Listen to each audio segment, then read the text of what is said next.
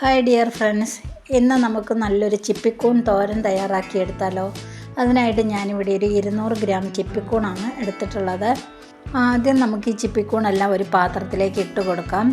അതിനുശേഷം ഇതിലേക്ക് കുറച്ച് ഉപ്പും മഞ്ഞളും കൂടി ചേർത്ത് ഒരു 5 മിനിറ്റ് നമുക്ക് മാറ്റി വയ്ക്കാം. അതിനുശേഷം നല്ലതുപോലെ കഴുകിയെടുക്കാം. കൂണുകൾ തന്നെ പലതരത്തിലുള്ള കൂണുകളുണ്ടെന്ന് നമുക്കറിയാമല്ലോ. അതിൽ ഏറ്റവും പോഷക സമൃദ്ധമായിട്ടുള്ള കൂണാണ് ഈ ചിപ്പിക്കൂൺ എന്ന് പറയുന്നത്. ഇത് ഏറ്റവും ഉയർന്ന കൊളസ്ട്രോള്, അതുപോലെ തന്നെ രക്തസമ്മർദ്ദം, അതുപോലെ ഹൃദയാഘാതം എന്നിവയെല്ലാം കുറയ്ക്കാൻ വളരെയധികം സഹായിക്കുന്നുണ്ട്.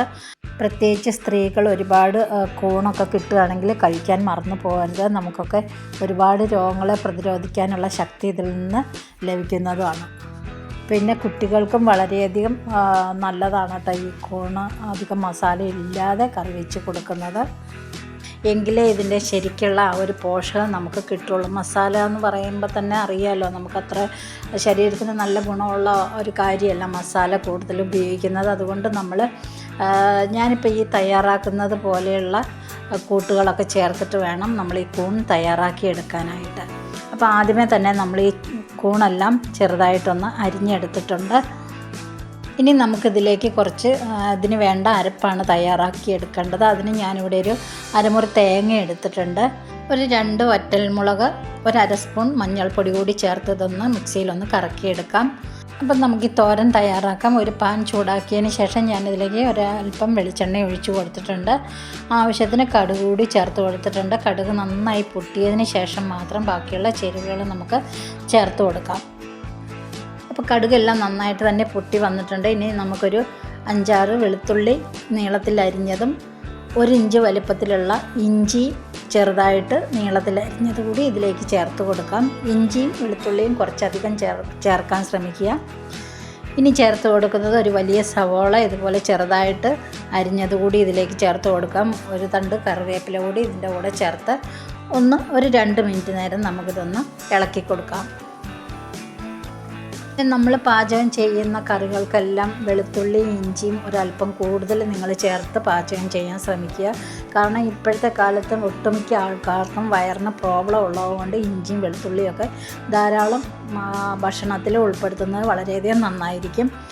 ഇനി നമുക്ക് നന്നായിട്ട് തന്നെ എല്ലാം ഇളക്കി ഒരു 3 മിനിറ്റ് നേരം നമുക്ക് മൂടി വെച്ച് വേവിച്ചെടുക്കാം.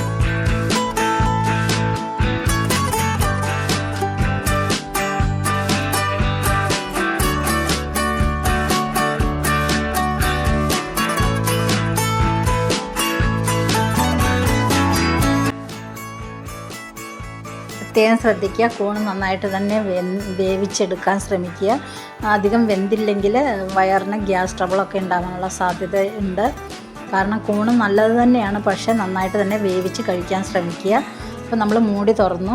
അപ്പോൾ നമ്മൾ വെള്ളമൊന്നും ഒഴിച്ചു കൊടുത്തിട്ടില്ല. ഇതിൽ തന്നെ വെള്ളം ഊറി ഇറങ്ങി ആ വെള്ളത്തിൽ തന്നെ ഇത് നമുക്ക് വേവിച്ചെടുക്കാനായിട്ട് സാധിക്കും. അപ്പോൾ 2-3 പ്രാവശ്യം ഞാനിത് ഒന്ന് ഇളക്കി കൊടുത്തിട്ടുണ്ടായിരുന്നു. വെള്ളം നന്നായിട്ട് തന്നെ വറ്റി വരുന്നുണ്ട്. ഇനി നമുക്ക് അരച്ച് വെച്ചിരിക്കുന്ന അരപ്പ് കൂടി ഇതിലേക്ക് ചേർത്ത് കൊടുക്കാം. അപ്പോൾ ഇടയ്ക്ക് ഞാൻ ഉപ്പ് കൂടി ചേർത്ത് കൊടുത്തിട്ടുണ്ടായിരുന്നു. നമ്മൾ തേങ്ങ ഒന്ന് കറക്കിയെടുത്താൽ മാത്രം മതി കേട്ടോ, ഒരുപാട് അരഞ്ഞു പോവാതിരിക്കാൻ ശ്രമിക്കുക. ഇനി എല്ലാം ഇളക്കി കൊടുത്ത ശേഷം 1 മിനിറ്റ് നേരം കൂടി മൂടി വെച്ച് കൊടുക്കാം. അപ്പോൾ 1 മിനിറ്റ് കഴിഞ്ഞ് നമ്മൾ മൂടി തുറന്ന് നോക്കി. അപ്പോൾ നമ്മുടെ സ്വാദിഷ്ടമായ ചിപ്പിക്കൂൺ തോരൻ ഇവിടെ തയ്യാറാക്കി എടുത്തിട്ടുണ്ട്. ഇതുപോലെ നിങ്ങൾ തയ്യാറാക്കിയെടുത്താൽ മാത്രം മതി. നമ്മുടെ വളരെ രുചികരമായിട്ടുള്ള അതുപോലെ തന്നെ നല്ല ഹെൽത്തി ആയിട്ടുള്ളൊരു ചിപ്പിക്കൂൺ തോരൻ നമുക്ക് തയ്യാറാക്കിയെടുക്കാം. ചോറിന് കൂട്ടാൻ വളരെയധികം നല്ല ടേസ്റ്റാണ് കേട്ടോ. ചോറിന് മാത്രമല്ല എല്ലാത്തിൻ്റെ കൂടെ നമുക്ക് കഴിക്കാവുന്നതാണ്. പിന്നെ പ്രത്യേകം ശ്രദ്ധിക്കുക, നിങ്ങളൊരിക്കലും മസാല അധികം ചേർക്കാതിരിക്കുന്നതാണ് നല്ലത്.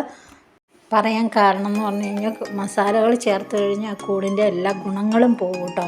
അതുകൊണ്ടാണ് ഞാൻ പ്രത്യേകം എടുത്ത് പറയുന്നത്. മസാല അധികം ചേർക്കാതിരിക്കുക. മസാല ചേർക്കണ്ടെന്നുള്ളതല്ല, അധികം നിങ്ങൾ ചേർക്കാതിരിക്കുക. കാരണം കൂൺ വെച്ചിട്ടുള്ള ധാരാളം കറികൾ നമുക്ക് ഉണ്ടാക്കാനായിട്ട് പറ്റും. തീയൽ പോലുള്ള ഒരുപാട് ഐറ്റംസ് ഉണ്ടാക്കാൻ പറ്റും. നിങ്ങൾ സൂപ്പ്, തോരൻ, മെഴുക്ക് വരട്ടി ഇങ്ങനെയുള്ളതൊക്കെ കൂടുതൽ കഴിക്കാൻ ശ്രമിക്കുക, മസാലകൾ ഒഴിവാക്കിയിട്ട്. എങ്കിലേ ഈ കൂണിൻ്റെ ഗുണം നമുക്ക് കിട്ടുള്ളൂ.